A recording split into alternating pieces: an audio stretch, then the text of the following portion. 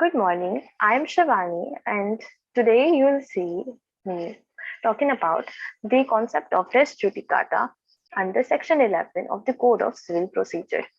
So, what is the concept of res judicata? Origin of res judicata.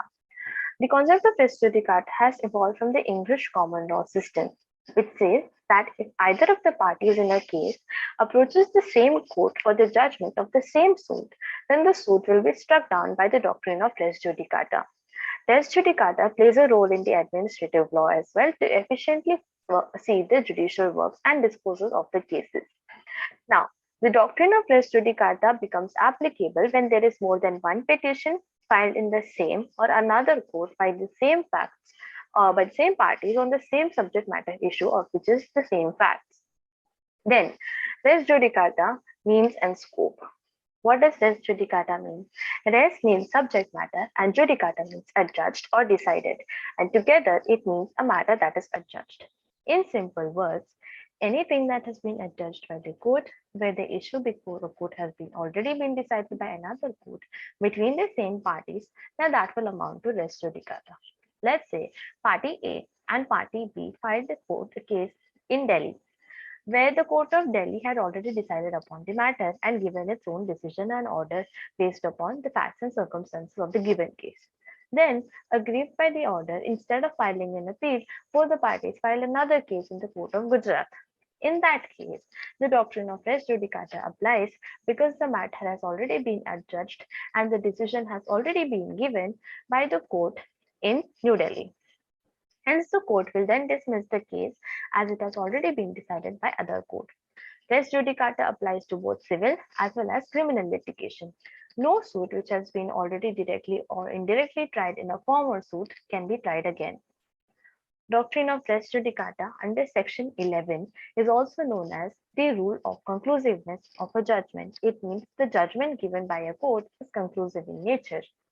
The doctrine of res judicata and its scope has been decided in the case of Ghulam Abbas versus State of Uttar Pradesh. In this case, the court incorporated the rules as evidence as a plea of an issue already tried in an earlier case. The judgment of this case was difficult as the judges should apply res judicata.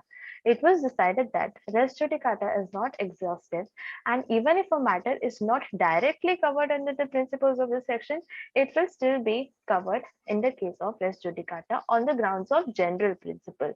If the issues are not specific, it would still the ambit of res judicata also includes general principles, and in such a case, it extends its scope beyond the specific principles. Constructive res judicata. Constructive res judicata provides that if a plea has been taken by a party in a proceeding between him and the defendant, he will not be permitted to take the plea against the same party in the following proceeding in the reference to the same matter, which means it is opposed to public policies on which the principle of res judicata is based. It would mean harassment and hardship to the defendant, stating that if a plea has already taken by a party in a proceeding where the decision is already given between him and the defendant, he will not be able to file a suit against the same party in the same manner because it would amount to the hardship to the defendant and the harassment that would arise as a result of such a plea taken by the plaintiff. The rule of constructive res judicata helps in raising the bar. Hence, this rule is known as constructive res judicata, which in reality is an argumentation of the general principles of res judicata, which means it extends beyond the scope of the specific principles laid down under Section 11 of the Code of Civil Procedure. Res judicata and estoppel. The rule of constructive res judicata is also akin to the rule of estoppel, which means in some areas the doctrine of res judicata differs from the doctrine of estoppel in the following ways. So, estoppel flows from the act of parties, whereas res judicata is the result of the decision of the court. Where estoppel proceeds upon the doctrine of equity, a person has induced another to alter his position to his disadvantage, cannot take around or take advantage of such alteration. In other words, Res judicata bars multiplicity of suits and estoppel precludes multiplicity of representation of cases. In the case of res judicata, this happens after the decision is given by a certain court, whereas the estoppel precludes multiplicity, which means it bars the multiplicity of such suits on beforehand, before the decision is even given. Cases where res judicata does not apply, the principle of res judicata does not apply in the writ of habeas corpus, as far as the high courts are concerned and as far as the Supreme Courts are concerned. This is the only case where the principle of res judicata does not apply, because if a person has been detained more than once by the same party, then the writ can be filed by that person under the writ of habeas corpus multiple times, as many times as the person has been detained by the same party. Therefore, Article 32 gives the power to the Supreme Court to issue writs, and power to the High Courts is given under Article 226. The courts need to give proper reasoning while applying the doctrine of res judicata. Therefore, in the cases of habeas corpus, this doctrine of res judicata does not apply. In the cases of income tax or sales tax, this is also another case where the doctrine of res judicata does not apply. It was discussed in the case of Installment Supply Private Limited versus Union of India, where the Supreme Court held that the assessment of each year is final for that year and it will not govern the subsequent years, as it determines the tax only for that particular period of time. Therefore, the doctrine of res judicata will not apply in this case either. Can the doctrine of res judicata be waived? Yes. In the case of PCRA versus PCRA and Company Private Limited versus Union of India, it was held that the plea of res judicata may be waived by a party to a proceeding. If the defendant does not raise the defense of res judicata, then it will be waived. The principle of res judicata belongs to the procedure, and neither party can waive the plea of res judicata. The court can decline the question of res judicata on the ground that it has not been raised in the proceedings. In case of if the parties are already barred from filing a suit due to the doctrine of res judicata and the doctrine of estoppel. However, if the plea has not been raised by either of the parties who are on the defendant side, then in such a case, the doctrine of res judicata can be waived.